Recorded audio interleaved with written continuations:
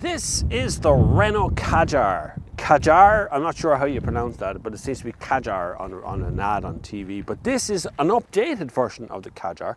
I am struggling slightly to find what exactly has been updated, apart from the colours and maybe some of the software inside, but pretty much most of it remains the same. It's still a diesel, 115 horsepower DCI model of the car.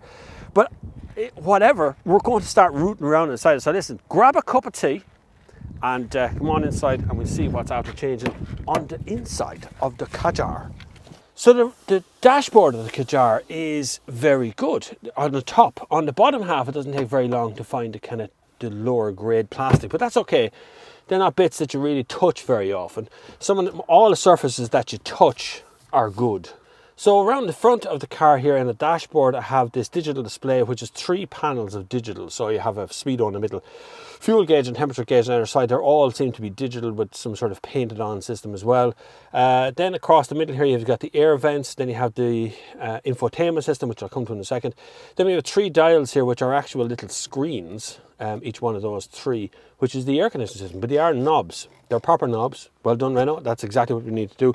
And beneath that, we have a convenient little tray down here, which has 2 USB ports built in and a 12-volt socket in here as well.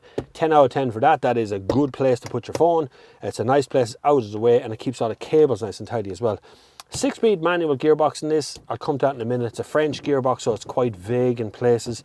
Then you have the parking brake, and for some reason Renault has always hidden the kind of cruise control and speed limiter switch in various places around cars. And then back here, for no other good reason than they were hidden there for a bit, is heated seats. There, I didn't know they were there till I moved the armrest, because the armrest slides forward and completely covers those switches, so you can't see it anyway. Not that that's a problem, you don't turn them on and off very often. Then you have a massive cubby hole here, and then you can lift that and have this little small one on top as well. Not quite big enough for a modern day phone, but it's still a convenient place to have things. The seats have an extendable bit out the front here, which again creates a sort of a void where all the crumbs fall in at the front of the seats. When you pull it out, you've got this void area that just is a dirt attractor, to be honest with you. But it's nice because it pushes out behind your legs. If you're willing to put up with it, kind of having to brush it every once in a while to get it clean again, that's okay. Around the steering wheel, I have on this side, I have the usual Renault thing, which is where they hide the remote controls for the stereo. They fall to hand nicely behind. It's just you can't actually see the controls that are on that thing. And then across here we have cruise control on this side, and then on this side over here we have the telephone controls and radio control, and channel control, so you can go up and down through the different little menus here in the front screen. It's a nice place to sit. It's very comfortable. There is a sunroof in here as well, or a glass roof in here as well. It's a lovely place to sit. One of the most comfortable seats I've ever sat on is this seat for long range stuff. Also in here, there's Bose stereo speakers. You'd never know it because there's no controls at all in here connected to Bose. So the Bose system doesn't seem to do anything there as well. Starting it up is a push button here beside the stereo. You can hear that lovely 1.5, 1.6, whatever size it is these days, DCI engine ticking over there. It's a DCI. You're not going to get... It's always going to sound a bit, it's a diesel. That's the way it is. Renault, along with Honda and Peugeot and Citroën and Toyota, have probably the worst infotainment systems. Their own built-in infotainment system isn't great. It's pretty hard to use it. It starts off with this clock thing, and then you can sweep to this side and start moving through menus, but they all seem to lag desperately behind themselves. You go to a bigger menu then, and then you're into all sorts of apps and navigation. Where you think something should be, it often isn't. So where you think it's going to be for the settings for the radio to change the speakers or whatever, so you think it's in system, it isn't in system. That's a totally different part of the system. You have to go into multimedia, then you have to go into the settings, and then you're going to sound. See, there's a lot of clicks here, and then you're just presented with bass and treble or balance and fader for Bose speakers. Don't know where that came from. Plus the volume control is a touch button here on that side. Doesn't affect the driver so much because I have a remote control here beyond this that I can turn it up and down myself, but it does affect passenger interaction here and things. The air conditioning system, as I said, is a little screen. It's very good. You can touch things on it to make it go auto. The screen is actually a touch button thing to make it go auto as well. The air conditioning system is not great, to be honest with you. It doesn't blow hard enough when it's very warm. When it's ambient warm, it doesn't seem to blow hard enough. This has got Apple CarPlay and Android Auto, so that is a bonus. Once it gets into Android Auto or Apple CarPlay system, you're in a native system. You can deal with that pretty straightforward after that. Infotainment system aside, the rest of this cabin here is pretty good. And now it is time to hit the back seat. See what that's like. Come with me. Make sure you hit the subscribe button. Touched that before, right? Get on with it. Right, coming into the back seat, and the one thing I will point out to you is with the roof closed, it's dark in here.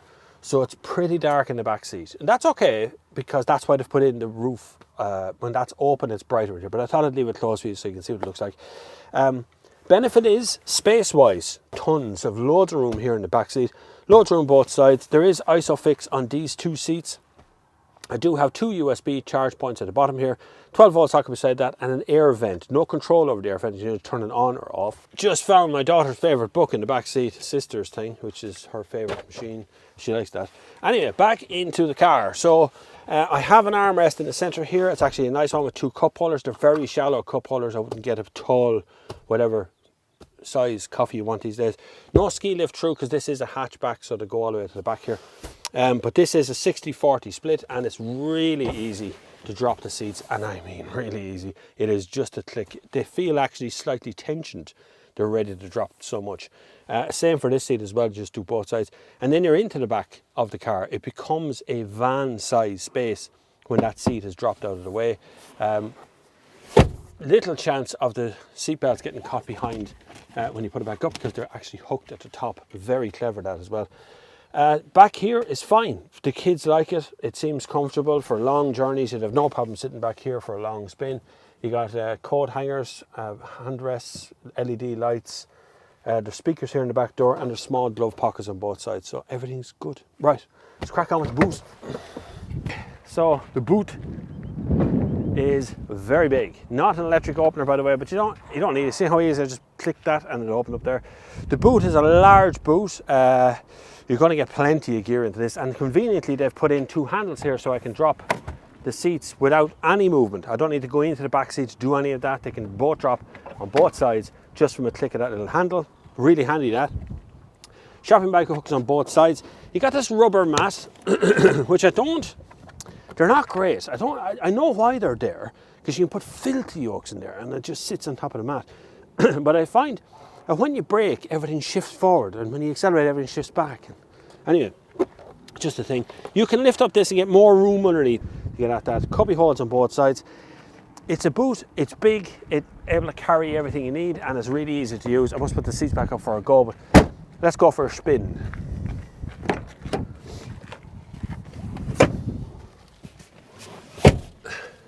And yes, it's that easy to put the seats back up. Man. Right, I'm still trying to get my chakras in place now after being disturbed by that man telling me not to film on the Curragh. What? Go to my happy place, go to my happy place.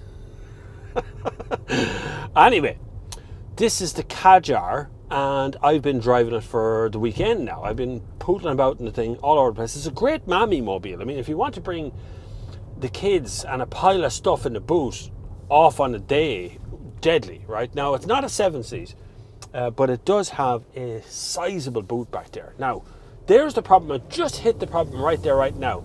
So I'm going to have to explain it to you. So the problem is, when you're out of the turbo area on the diesel engine, it's dead.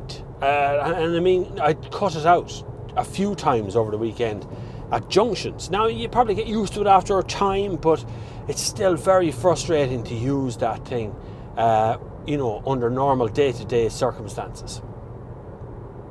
Once you get used to it, I suppose, you're going to get used to the whole idea of how the DCI engine works and why common rail injection engines aren't terribly popular across all the world, but this one is very efficient. So I've done, let me just see here while I'm turning this corner, I can do another 710 kilometers in the tank anyway.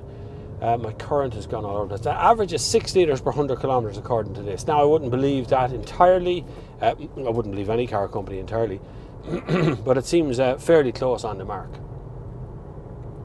Now, handling wise, you would, as expected, for a big Renault, a big off-roady type looking car, it is very soft. You're not going to win a lot of races, it's not going to corner very well, but it corners flat enough to be interesting. You know, it does work.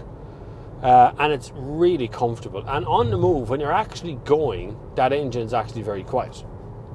Do you hear that noise? That's the lane departure noise. It doesn't do anything to the steering wheel. It's not going to shove you back into lane or any sort of stuff. It just plays a little thrum, like a cat purring as you go over. Listen. And it plays that through the speakers. That's all it does when you missed your turn or whatever. See? Just makes a little noise. So there's no lane keeping assistance in that respect. It's not going to steer for you. There's no active cruise control in this either. There is auto wipers and auto lights. There, big box in the front there tells me that that's there. And like I say, it's very, very comfortable. I think it's probably one of the most comfortable versions of these cars that you can get. Now, the competition in this segment is quite fearsome, and some of the stuff is relatively new. So if you take the Skoda Kodiaq and the Seat Tarraco as being the two that I would be happiest with most. So the infotainment system is the fly in the ointment here. Really, that's very old-fashioned and frustrating. It's fine when you get into Apple CarPlay, that solves the problem immediately, but Apple CarPlay is, unless you're willing to use it, it's not there. Unless you're willing to plug your phone in on every journey, it's not there to help you. And the same for Android Auto. It's not wireless, it's not something that replaces what's there already, it's just the system that's already there and you have to use that. The air conditioning is weak, or seems to be all the time. Now it seems to fight with itself to try and figure out what temperature you want to be at. I do have I have to hold it down, do I? I have to keep my finger on this button until it opens, but there's a sunroof. Well, not sunroof, you know, it doesn't open. It's a glass roof for the whole thing, which is definitely not glary. As you can see, it's okay, it's fine. Like, it brightens up the interior ferociously, actually. It's very bright in here now. So overall, I think Renault, the update was needed probably, or whatever happened there, they must have needed to do the update, but realistically, it's still slightly lagging behind what the competition at. One thing that isn't lagging behind is the price of this car. This one, this very high spec one, is in the mid-30s. That's okay. I mean, that's all right. For a car of this size to get something into the mid-30s is doing all right. I can tell you that for sure.